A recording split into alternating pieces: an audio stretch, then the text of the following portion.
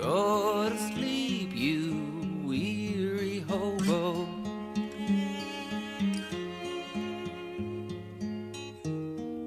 Let the towns drift slowly by.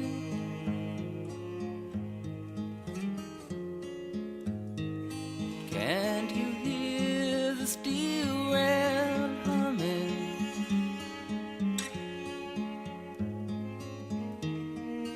That's a hobo's lullaby.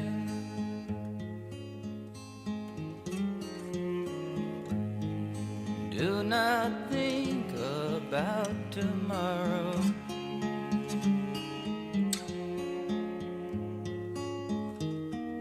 Let tomorrow come and go.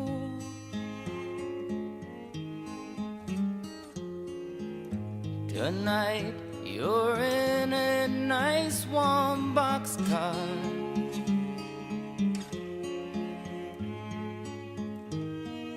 Safe from all the wind and snow.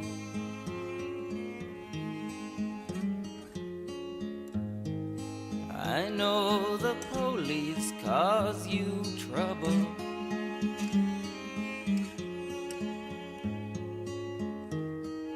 They cause trouble everywhere.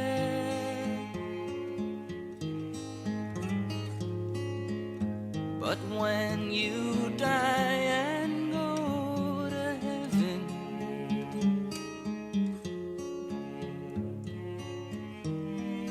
you won't find no policeman there.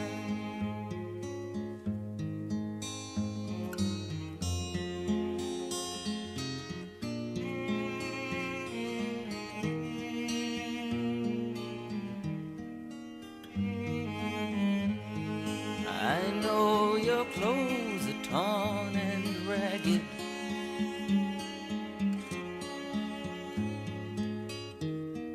And your hair is turning gray.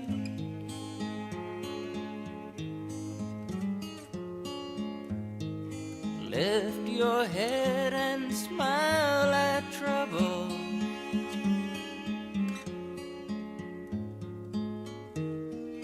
You'll find happiness someday.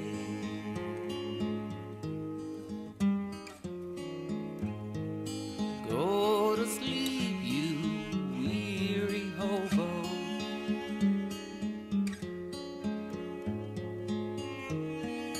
Let the towns drift slowly by.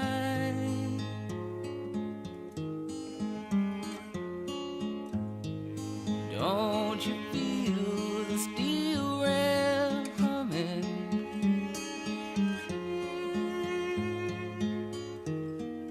That's a hobo's lullaby.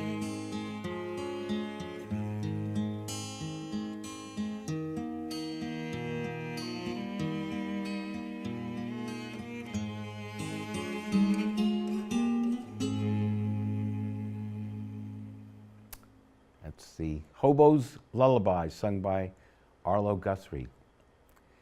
Welcome once again to the Radical Imagination.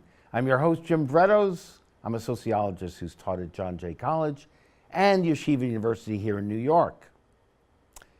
Not a day seems to go by without some major news story on some profound abuse, tragic incident, or some disturbing trend involving the police and policing practices in the country.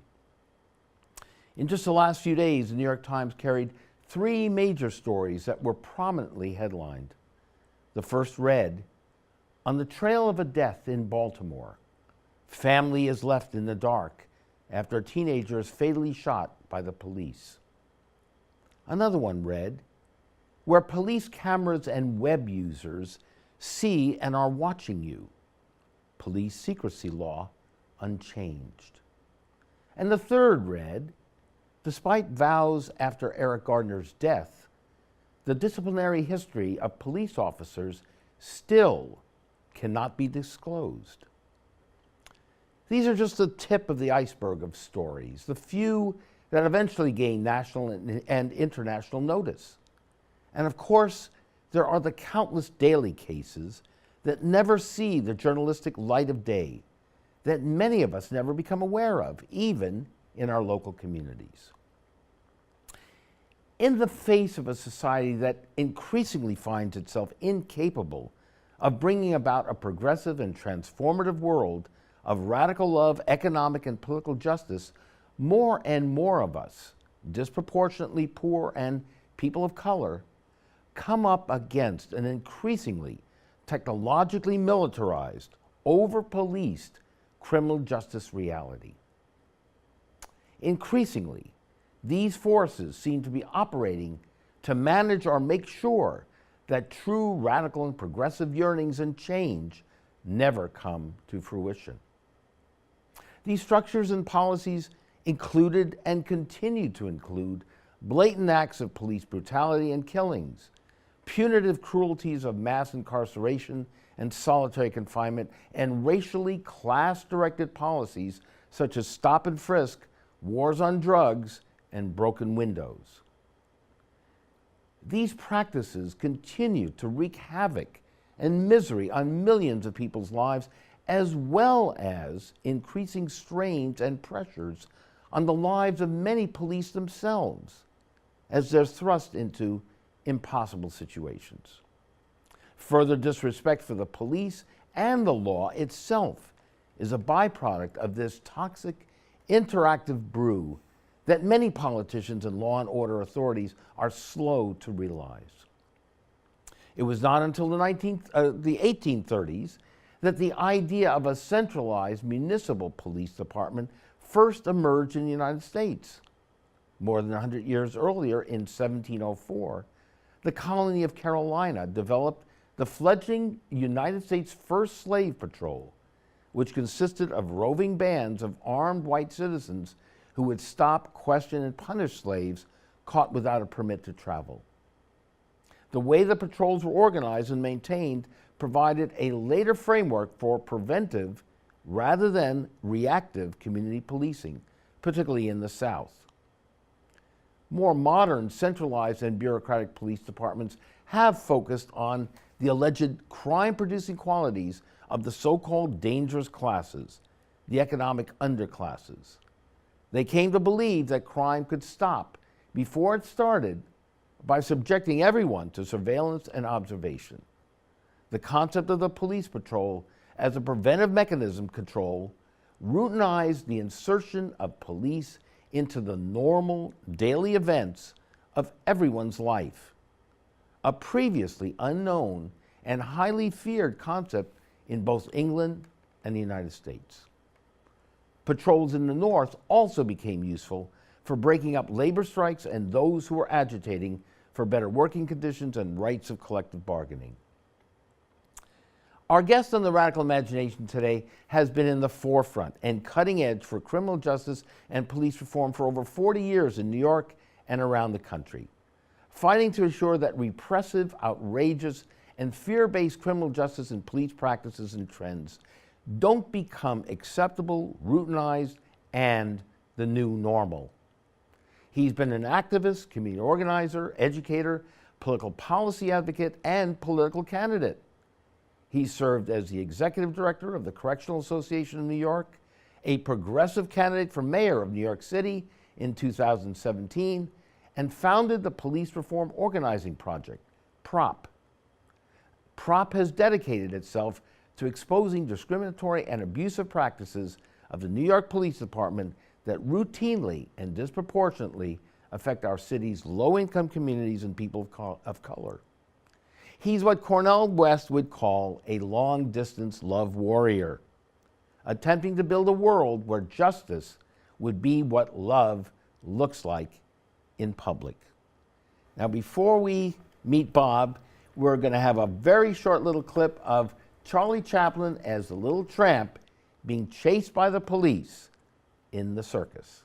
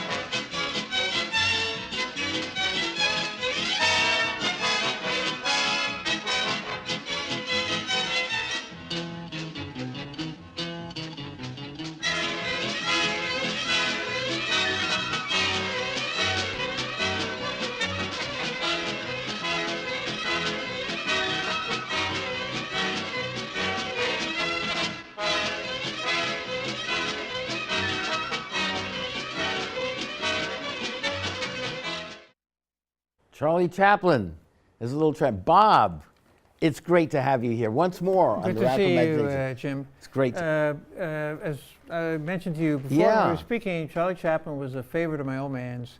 Yeah. So when I could, I made a point of watching as many of his shorts and all of his long features as I could. And a favorite scene of mine this scene reminded me of it, although it's not quite the same. It was, I'm pretty sure it was from Modern Times. And he's not presented as a political figure. And he's just wandering in the street, and a truck comes by that has a red flag hanging out of its back to basically warn cars for not getting too close to the truck. And the red flag falls out of the truck. So Chaplin the Tramp picks up the red flag to go chasing after the truck to get back to the truck, at the same time that a bunch of marchers for workers' rights come around the corner behind him. So he's waving this red flag.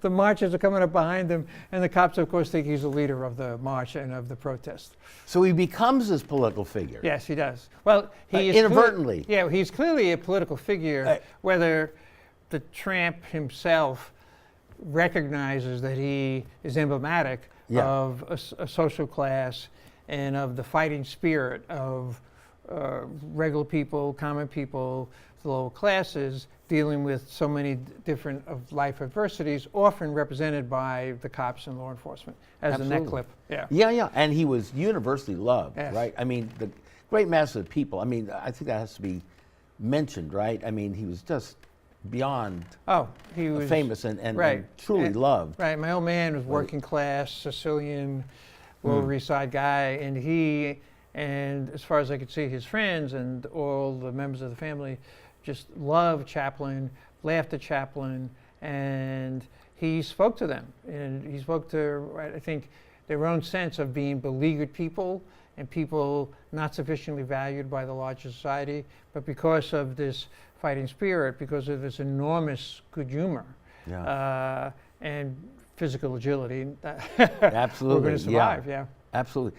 So here you are, in a sense, doing this work with prop, running for office. Sorry, I never you thought didn't of make myself it. as a Chaplin-esque figure, but Well, there you go. There you go is right. And carrying on in that tradition, speaking truth to power, and tell us about some of the things you're doing, particularly with PROP, this organization that you founded and have developed and is really maturing into a major force in the city. I founded it with several other people. For my sort of the longest job I held in my professional career was as director of the Correctional Association, as you mentioned.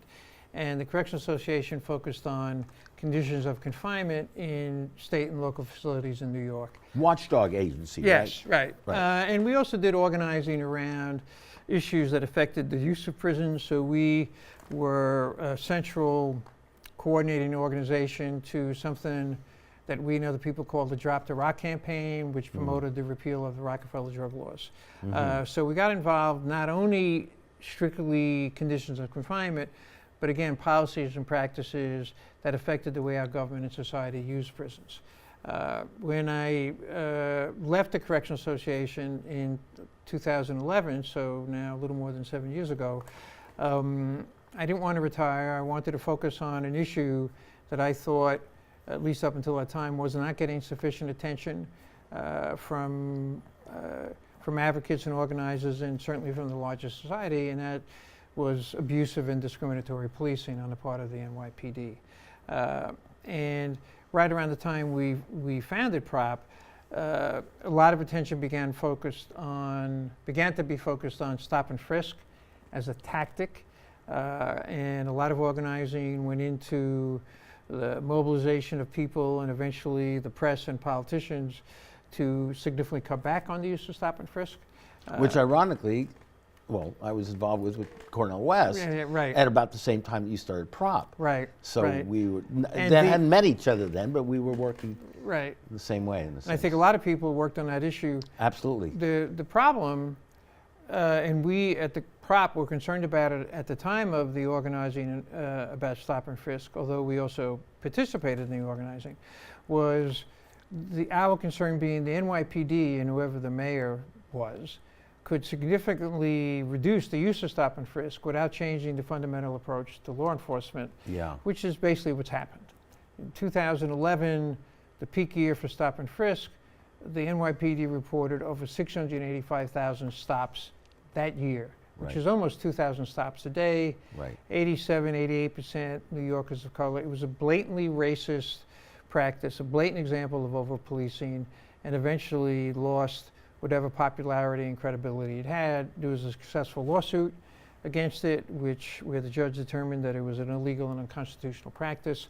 De Blasio, when he campaigned for mayor in 2013, campaigned against stop and frisk. And as did all the major candidates. Did all the major candidates.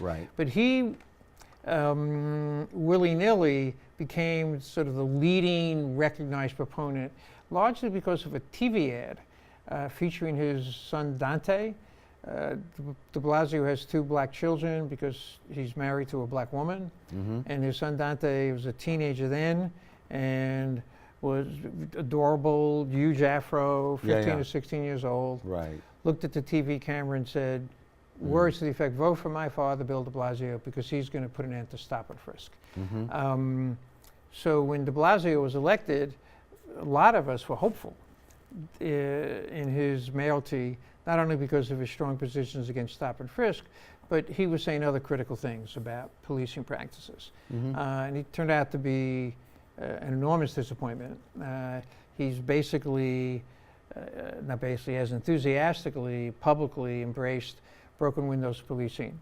He appointed Bill Bratton as his first police commissioner. That's a great point that we need to really emphasize for the audience here, is although stop and frisk arrests did go down somewhat, another form of that sort of harassment came into effect with broken windows, right? Any even rough understanding of the history of policing, and you made a point of it in your intro, knows that since the very beginning of institutionalized policing in our country, in New York City, the police department was founded in 1845, had racist underpinnings, and the purpose of institutionalized policing was, at least in part, if not centrally, to control and contain certain populations. But wasn't it the Irish and blacks at that time? In the beginning, in the 1840s, it was the recently immigrated Irish population. Ironically, of course, because the Irish ethnic groups, Irish as an ethnic group, eventually took over the police department decades later. And it was also freed black people, because New York State had abolished slavery in 1827. So the police departments, under whatever rubric, now it's under broken windows policing, have always targeted and harassed low-income groups, marginalized groups, and other populations. Now, for example, homeless people, mentally ill people. The hobos of our time. The hobos of our time. That we saw, exactly, which is why that song had a relevance to our discussion today. So the philosophy, the fundamental philosophy of law enforcement in New York City today and other large urban areas in the country is broken windows policing, where the police department targets low-level acts of civil disorder, only in certain communities, and harasses people.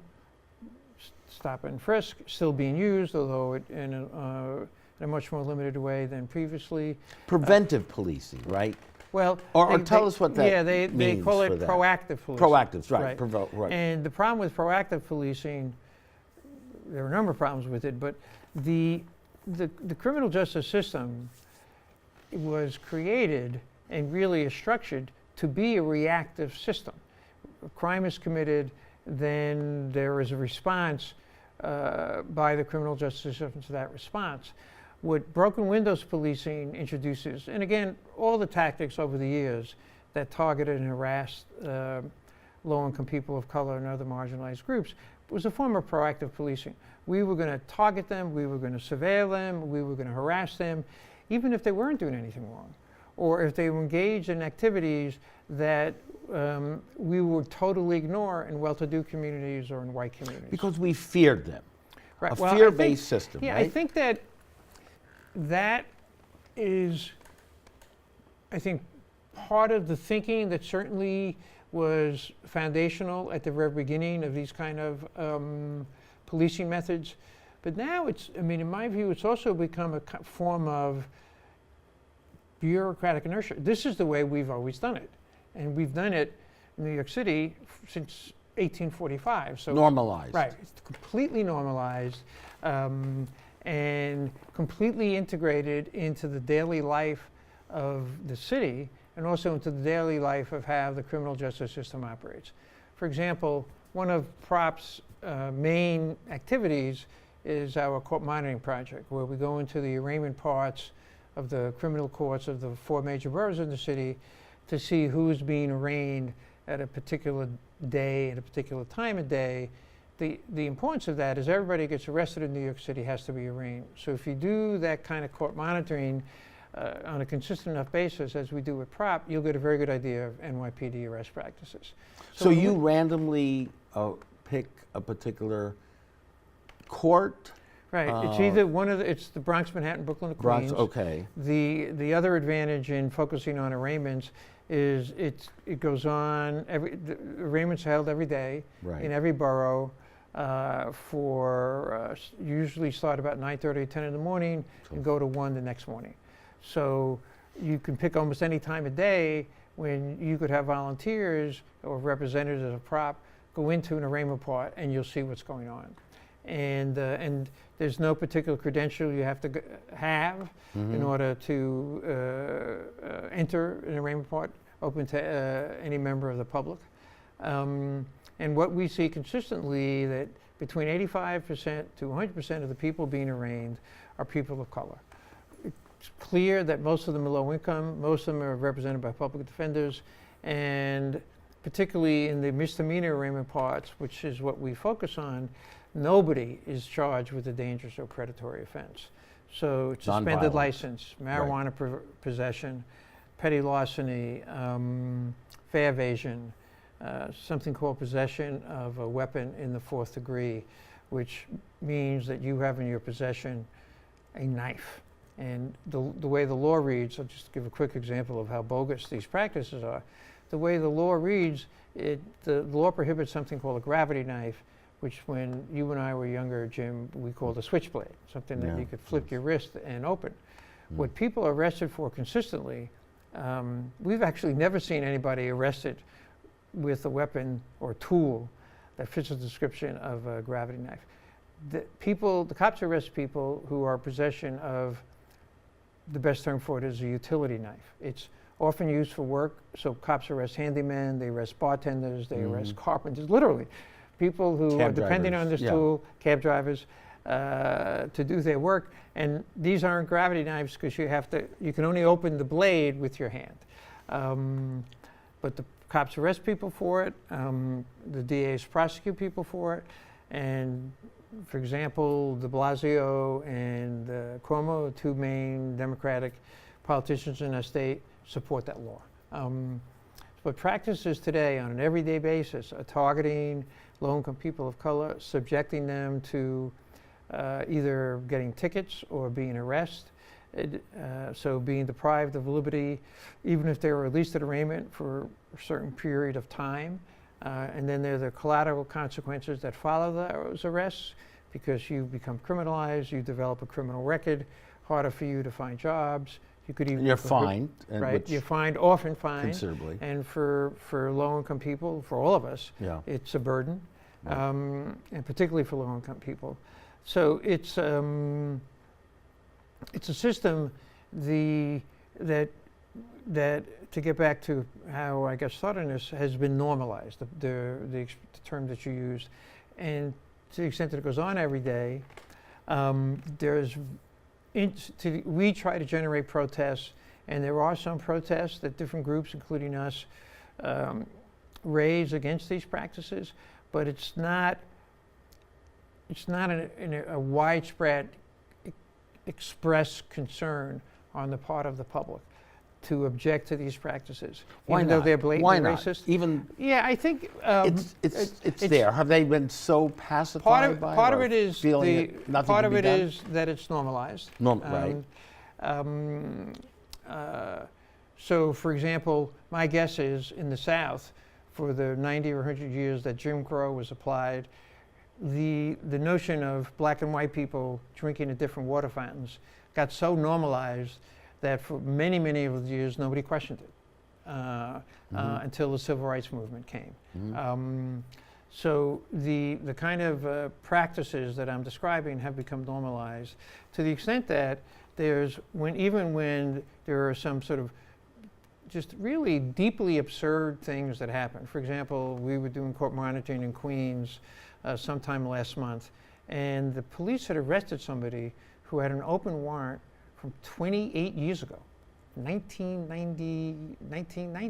Yeah. And which means if you have an open warrant from 28 years ago, you have not been arrested or been quote unquote in trouble for the 28 years. Right. And then you get stopped because you're carrying an open alcohol container, or you've walked between two subway cars, they run a check on you and they find that there's an open warrant, and then they arrest you.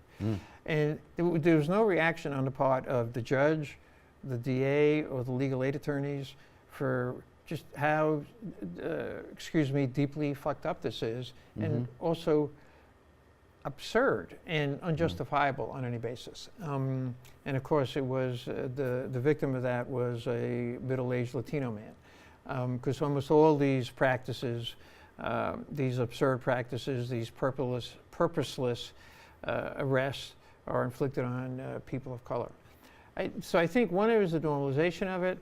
The other is that it's perceived as a political risk to take strong stands against it. So even mainstream politicians who we would consider to be good politicians or relatively good politicians, and I include in that mix people like Bernie Sanders or Barack Obama, they have not come out strongly against that kind of policing, that kind of law enforcement. They have not strongly come out against police practices either specifically or generally. They'll call for more training, more diversity, body cameras, all of which we know will have a minimal constructive effect, if at all. The same old will Right, continue. the same old. So I think it's normalization, the political risk perceived with taking strong positions. And deep and change things. profound, nuanced racism. Right. And the other point, and just had a discussion about this earlier today with some of the young interns working at Prop, is at least part of the way I think about our work is, can we ever achieve a kind of Harvey Weinstein moment, Harvey Weinstein breakthrough, so that in the area of predatory sexual activity by men, practices that were tolerated or even chuckled at for decades or even hundreds of years have now, in the case of a lot of these men, become totally unacceptable, reputations and careers destroyed literally overnight.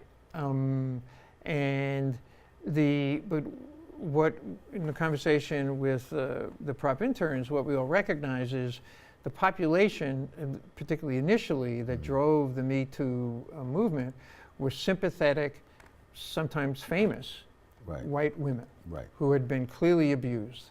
And there should be sympathy for them. But much more likely, much more possible to galvanize widespread public concern about what happened to these women and the really just terrible and crude and gross and injurious activities that men impose on them. Right. Whereas the population that that are the immediate victims of abusive police practices are low-income people of color. Women of color as well. Women of color. Men and women of color. Men and women of color. And some of whom have been associated or have been involved in criminal activity. Right. So it's a group that is already marginalized by our society, the marginalization reinforced by the activities of the police and the criminal justice system. So it's not a group that for a lot of people in our society that they can readily identify with and sympathize with. It's also, even though more and more are finding that their own economic situation is becoming more and more precarious. yes, and also the thing that sometimes brings these issues to the forefront, and has actually a number of times over the last 5 years or so, are the videos of the brutal police actions, which shock everybody, even people who aren't necessarily, we would consider part of our base of people who we would organize in an appeal to support fundamental changes in practices.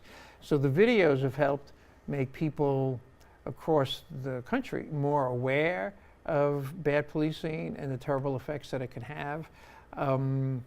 But it Although still, by and large, the police aren't being punished for those. by and large, still, very rarely, very rarely, if police ever. Right. punished for those actions, which in some ways, though, reinforces part of our analysis, which is the problem with policing and why police and the entire system gets away with abusive and discriminatory practices is the enormous power that they have, and it's unchecked power. And could there be a more dramatic example of that unchecked power? To realize that all the cops involved in the reckless actions that contributed directly to Eric Garner's death still work for the NYPD. Right? So we're not even promoting indicting them, which I think you could easily justify for criminal acts. We're promoting just firing them. But they all still work for the NYPD. They all still have their jobs. They're all still drawing fairly significant salaries, even though we saw in the video that they engaged in irresponsible, reckless actions that it should have led directly to their dismissal. So the unchecked power, there's the old shibboleth that we were taught in high school: power corrupts, absolute power corrupts absolutely. That applies to the NYPD. Look, as you know too, and I've taught many years at John Jay, I mean, many of the police who are involved in these activities are themselves tremendously bothered by being put in that position. And it takes a toll on their own personal lives, as we know when we measure incidences of Right. drug abuse, alcoholism, Right. divorce, Right. and Yeah, domestic absolutely. No, abuse. that's true. So Yeah. it's a toxic, as I said in the opening, a toxic brew here. And the police are being damaged too, disrespect for the law. Yet, again, as you say, the system goes on. There's Well, some apathy. it's a mix. There are a lot of Yeah. police who, and there are a lot of police. There are 37,000 Right. police officers in New York City. So even if only, say, 10% or 20% were bothered by it, that's a large group. That's 3,500 or 7,000 people. And I think a lot of police, and there are police who have come to us to talk to us about the quota system and broken windows policing and how objectionable they find it. And some of these cops are talking to us only anonymously, but some of them have also basically played the role of whistleblower. They're usually police of color, but not always. But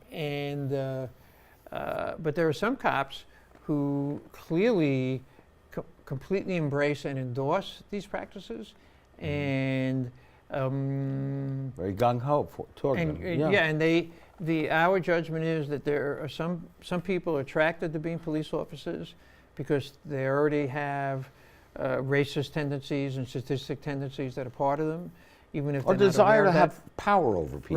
Right. Right, and which is a form of that. And then for some of them, some police officers, some people become police officers with good intentions, or at least the intention of having a job that earns a decent pay, and after 20, 22 years, I could have a pension. But the culture and the environment breeds in them some of these worst impulses that we're describing, where they become abusive of people's rights, where they speak rudely to people, where they will act out physically in people. And what they've learned over the years of being police officers is nothing will happen to them. There is no consequence. There is no consequence to a police officer who makes a bogus arrest, who arrests somebody for marijuana possession, for example, when there's no evidence that that person had marijuana possession on them. Because what usually happens in a case like that is the arrested person accepts a plea to a lesser charge like disorderly conduct, or gets what they call an adjournment in contemplation of dismissal, where the judge says, if you stay out of trouble, meaning don't get arrested again for 6 months, we will squash the charges, and you will have no criminal record that operates against you.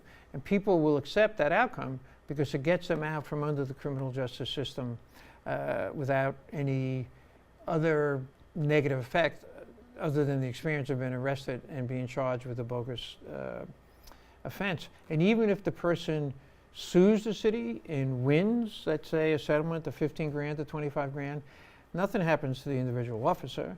And the settlement payment doesn't even come out of the NYPD's budget. It comes out of another part of the city's budget. So there's no consequence to bad policing. In fact, to sort of keep the string going with this theoretical case that I'm talking about, is the officer gets rewarded because as soon as the officer makes his or her arrest, they get a notch on their belt by the way the quota system operates. The quota system, as it's practiced by the NYPD, gives credit to the arresting officer, even if it's a bogus arrest, even if it gets thrown out of court.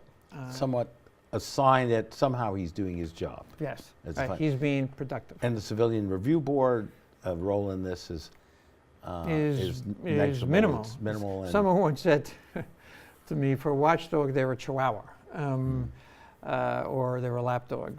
Because even when they recommend penalties or punishments, it's only a recommendation. The police commissioner is the one who decides on what kind of punishment will be applied. And often the police commissioner either ignores the sanctions being recommended by the Civilian Complaint Review Board or reduces them significantly. And police officers don't get fired for these things. They'll lose 5 vacation days. That's often what the penalty is. Or desk work. Or, right, you know, right. Or get assigned to, as you said, desk work or watching videos and not doing actual police work. Right. Sounds pretty grim. Yeah, well, our job is to expose it. Which you're doing, and a number of other projects. Right. Mental health project, you're also. Well, I mean, also, there are a lot of people working at this. And we're just, obviously, not just us. There are academics working at this. There are organizers, including very local community-based organizers. There are organizations like the New York Civil Liberties Union, and there's another organization in New York called the Communities United for Police Reform. All in similar and different ways are working at this. And there is more press coverage, as you just pointed out. New York Times is covering it. The Daily News has undergone some changes in its leadership, is aggressively covering some of these issues. There's an article today about how the city agency who has paid out the largest settlements for sexual harassment within the department is the NYPD. So there's an accumulation of black marks against policing and police departments in New York and across the country, but it still hasn't created the breakthrough that even with all the things I just mentioned, with the videos, with the attention that the Black Lives Matter movement has brought to these issues, there's been no meaningful change either nationally or in any local jurisdiction on this issue. So on one hand, it is grim, and on the other hand, it's important to keep working at these issues, to keep banging away at these issues. Create the data, to collect the data. Create the data, the growing awareness. And at some rational level. Right, and to really press for getting to a point where there is a breakthrough, where like the many people, obviously millions of people have shaken their head now, figuratively speaking, and saying, how could we ever accept Harvey Weinstein's actions? We know so much of Hollywood knew about what he was doing. Right. How did they accept it? Now it's completely unacceptable. And I think it's possible that our society can get to the point where they look at what happens today with broken windows police and say, how did we accept that 93% of the people the NYPD arrests for marijuana possession are New Yorkers of color. How did we accept practices where when the cops find a homeless person sleeping under a stairwell in a public housing project, they only get rewarded by the quota system if they arrest that person. They don't get rewarded if they or some other agency tries to help that person. So I think the potential is there, and at the same time, it's a heavy political lift. Right, and you also have to realize, as you do, that so many are doing quite well in the system, and they appreciate at some level not being hassled and bothered. Sure, let the police take care of the people that may bother them, keep them out of sight, out of mind. And so many of the rest of us also are complicit in this, and we sort of need to be jolted into an understanding of that. Well, I think part of and you made a reference to this earlier, it's that people need to be jolted, but it's also, and I think this is classic truisms of organizing, it's not possible to organize people who don't see a way that their involvement can lead to change. And I think, I'll just give you an example. When I referred to this earlier, when I was at the Correctional Association, we organized a statewide campaign called the Drop the Rock campaign against the Rockefeller drug laws. We would have regular meetings, 40 or 50 people would be there. Some of the people would be people, Black and Latino people, from inner city communities who were directly affected by the implementation of the drug laws. And sometimes we get off the agenda and we'd be talking about abusive policing. And everybody had stories, either of what happened to them or their children or other loved ones or other friends. But you felt strongly that they as a community were resigned to the reality of having to deal with, cope with, figure out a way around these harsh policing practices. There wasn't any sense, like what we had around the Rockefeller drug laws, that we could organize to change the Rockefeller drug laws. And because people had hope that they could organize to change it, they then became organized and became activists and promoted the change. So part of the difficulty with the issues that we're undertaking is there a way that people, both from the directly affected communities and for people, for want of a better term, concerned, white, progressive people who are not directly affected, but who don't like what's going on when they know what's going on, to mobilize them to thinking, we can be effective. We can change these things. We can significantly eliminate or reduce police power, police personnel, police resources, and then use those resources to fund both government programs and community-based programs that are going to provide support services for the very people that the NYPD now targets. Right. Mentally ill people is related to the structural violence that people are experiencing, which is what King was attempting to do through his Poor People's Campaign. And then, as I mentioned also, we were talking before the show, Reverend William Barber, who I'm going to play a clip at the end of our show too, on justice, as he's talking about justice, too, that he's attempting to enhance that narrative and make the links that are so necessary. And so we begin to see these larger, profound economic and political structures that are keeping us at each other.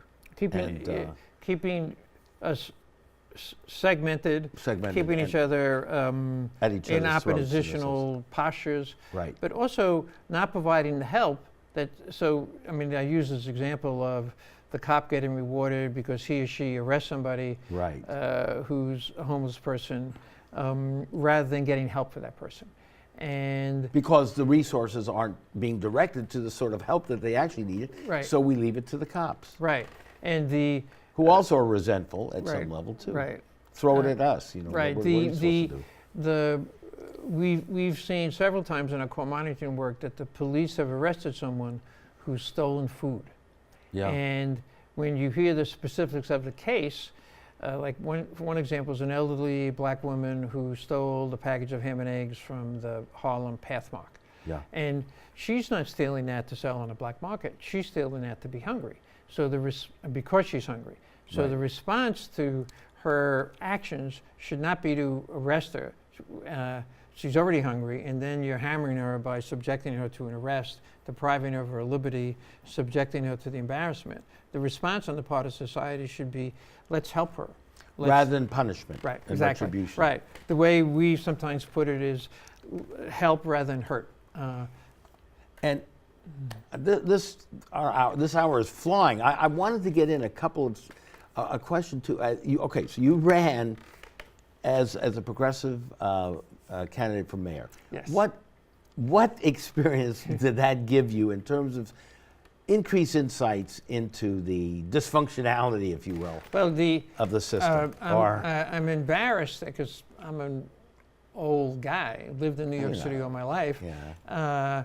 But I was not expecting just how stacked the system is in favor of incumbents and in favor of candidates who won't rock the boat, and in favor of candidates who have access to money. So, for example, a key setback for our campaign is we were not permitted to participate in the televised debates.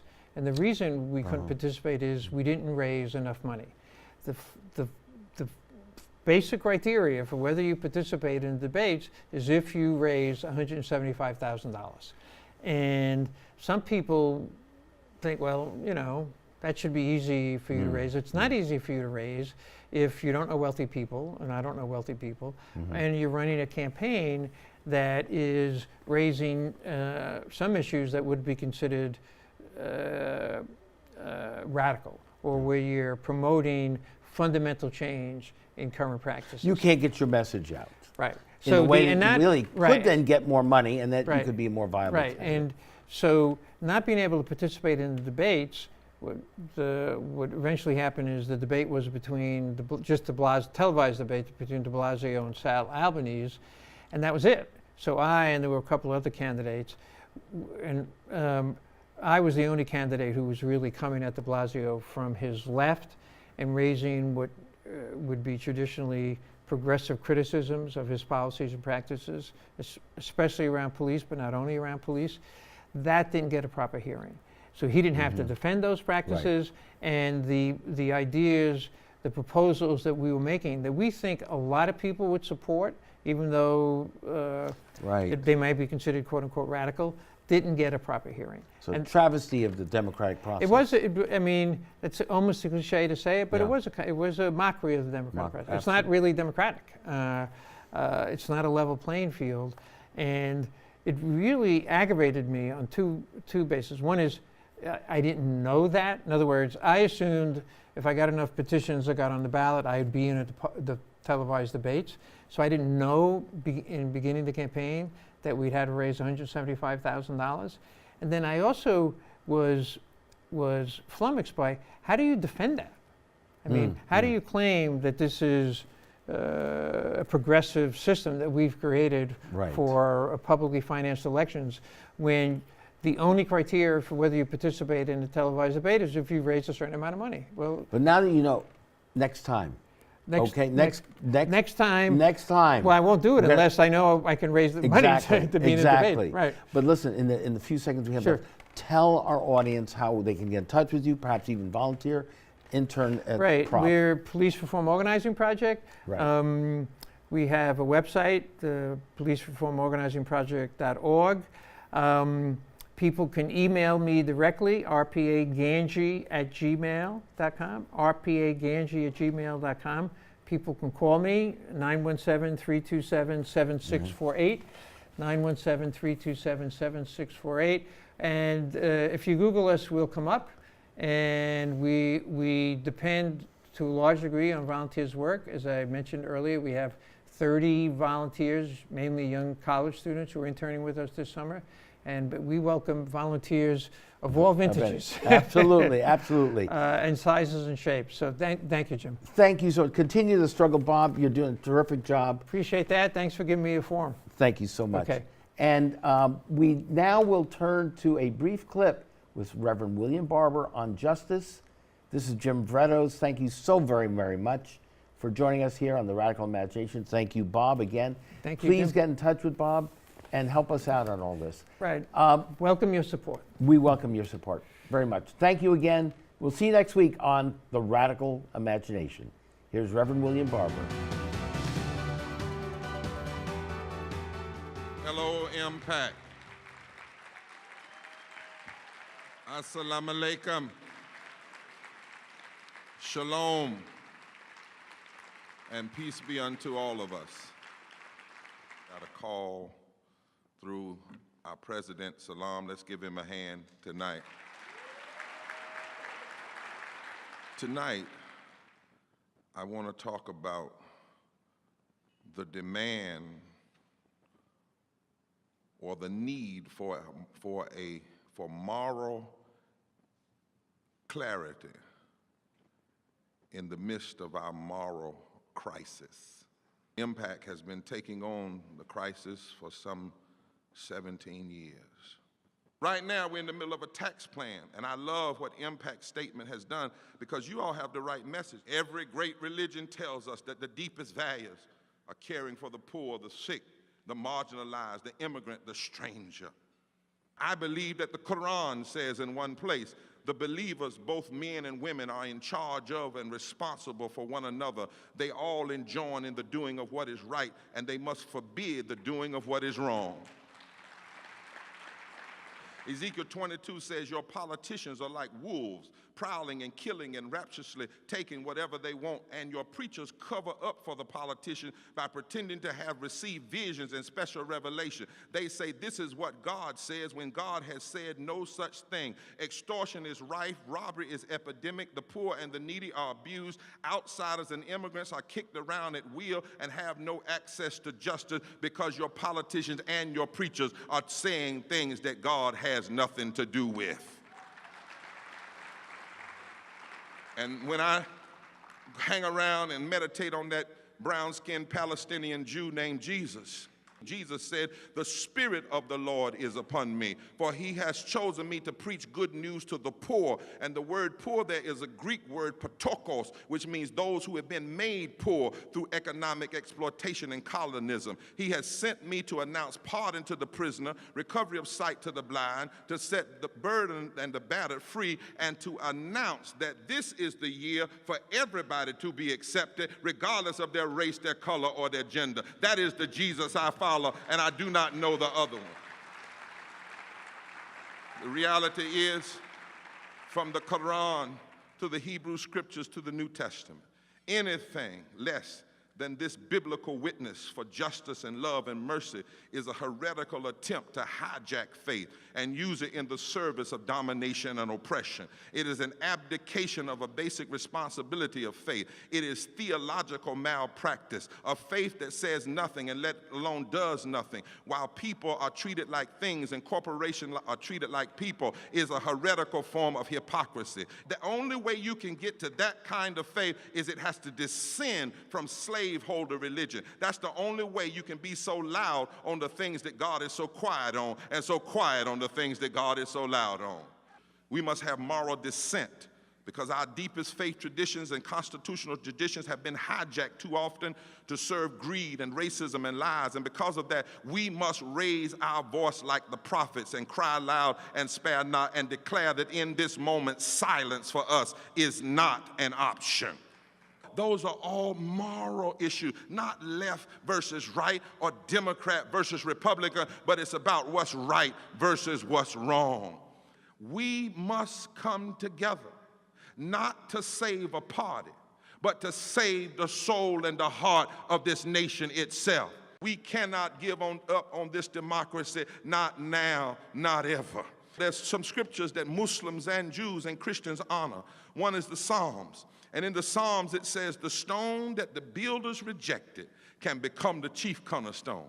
Are there any people in here who have felt rejected sometime? You felt looked down on because you're black, or looked down on because you're Muslim, or looked down on because you're Jew, or looked down on because you're a woman, or looked down on because you're gay. Well, the Bible says if the stones that the builders reject come together, then those stones become a builder of a new cornerstone, the chief cornerstone. I believe that if the stones of this nation come together, we can shift the moral narrative. God says if we'll stand up, then God will be with us. In other words, the rejected have to lead this nation to revival. The broken have to create the breakthroughs we need. God says if we do God's will, he will use us to change the moral narrative of this nation, and to help us together, we will save the soul of America and the soul of this democracy. I'm calling you to render a moral challenge for the moral crisis that we face in America. Assalamu alaikum. I hope we will stand together.